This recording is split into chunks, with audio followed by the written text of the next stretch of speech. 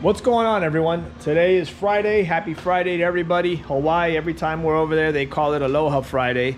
My buddy's always there. Shoot me a text on Friday wishing me a happy Aloha Friday, so it's kind of cool to reminisce back with them. But yeah, I wanted to give you guys a Starlet update today. We've been working on the car and trying to get this thing ready to get it back on the ground and get it dynoed. So that's our next big step, is to get this thing finalized, running, and see what it does for power, get everything, you know, reset up, new injectors. Got the AFIS 250 pound injectors in there for the secondaries, and got a new turbo in there, and just a lot of updates, a lot of cool things happening. So give you guys a little shot of the motor. So again, everything's finalized, everything is pieced together. All the intercooler piping is in tight, everything's ready to go. Only thing is I have to get a catch can mounted in this area.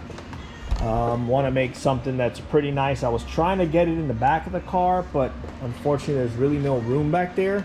I'm going to try one more time and see if I get the hatch off and look back there if I could stick a catch can and then run this number 12 line all the way to the back instead of having it up front here, you know. So that's kind of the plan. But like I said, got the new injectors in, got the big AFIS 250s there, got some Siemens Deca primaries, got everything bolted on, valve covers are on, got plugs in it, gapped, you know, checked everything out, and everything's pretty much ready to go, is ready to fire up. So pretty eager to hear this thing run again.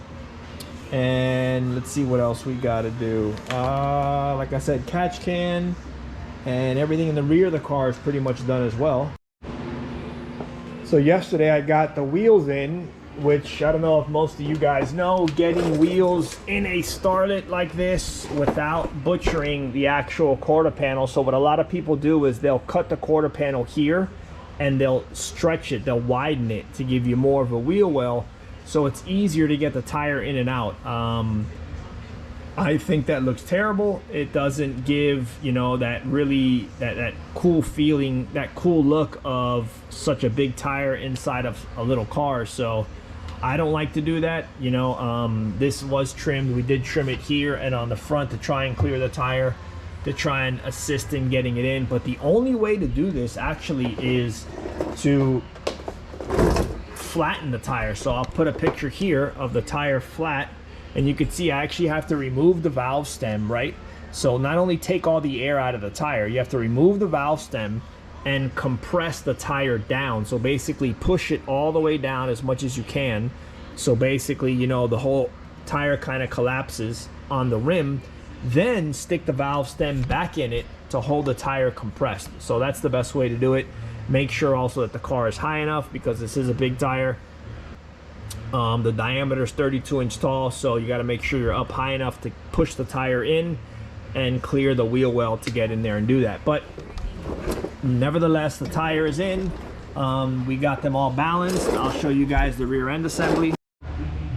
So there you can see everything is back together. So shocks are in, rear end is in. I have to set the shocks up still. We had the brakes were off, so all that stuff, we rebled all the brakes. We got oil in the diff. There's oil in there. Everything is pretty much ready to go.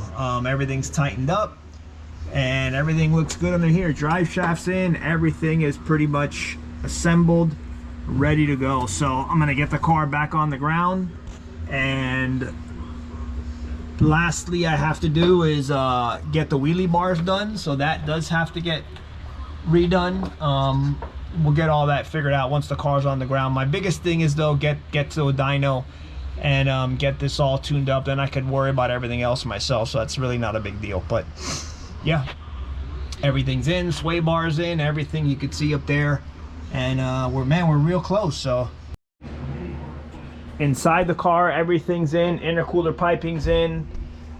I'm gonna tighten this up. I think that's still a little bit loose, but everything for the most part is in. The car just needs to be cleaned. It's been dirty from working on it as much as we have been. Transmission's in. Transmission still needs oil. That I left that here just so I could remember. I'll get some oil today and drop some oil in there. that's it. Everything is pretty much good to go. Got the intercooler piping underneath there done as well. That's all screwed in, tightened up. So yeah, everything is pretty much good to go. Let's see, let's get the power on.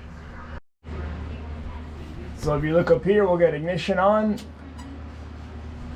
Dash is lit. We hit the starter. Everything's lit up. One thing, the battery is dead. I got to recharge the battery. That's weak, so I'll do that now and get this thing ready to fire up. So I'm hoping to maybe get it running by this weekend. I want to get it down on the ground. There's one other thing I want to do actually. Since you can see back here, it's kind of dark. I want to install a new light up here because it's definitely, you know, there's a lot of work that needs to be done back here. I did it on the other side of the shop. I want to do it here. So I want to get the car out so I can get a new light up here so I can get light to this area. As you can see, it's definitely dark back here. We do a lot of work. So there's no light there and there's a light there. So I definitely need a match one on the other side to get the whole back of the shop lit up. So that's one of the things I actually want to do is get the car, push it out and get that light installed. So no light, light. So I want to do that. And also next, I'm working on this. I'm going to build a custom header for this. So I'll give you guys a little update as I get this done. Got the collector, got a cool merge 4-in-1 collector. So we're going to build a pretty cool 4-in-1 header here. And I need to get that going and do the exhaust. This is actually shipping to Hawaii as well. They're just waiting on the header and exhaust to get done. So I just had so much other stuff happening that it's just been hard to bounce around from one car to another, plus projects and head builds and everything else, but we will make it happen for sure. So again, ready to go, ready to roll. Everything's pretty much on. Pretty happy with all this and how it all came out. Valve covers look great. I love that gold. We are gonna paint in here. I'm gonna wait for Ricky. I told him, hey, that's your job once you get back over here. He's the painter and he's got the steady hand to paint all the lettering. So for now, we'll just leave it this way. I mean, it looks clean. I like it. Looks good. And I want to give a special shout out again to our sponsors on the Starlet, Pro Valve Racing, my buddy Ralph, and of course Barry from Trom Pistons. You guys are the best, man. I've known you guys for years and years, and I'm happy that you guys are a part of everything that we do. And we are definitely proud to support you guys as well. So hopefully we can make a pretty good stand with this Starlet, which I think we will. And it should make a ton of power. Just we'll see what this turbo can do, and we'll take it from there. So again, happy Friday, everybody. I hope everybody has a good weekend, and I will see you guys next week. Take it easy.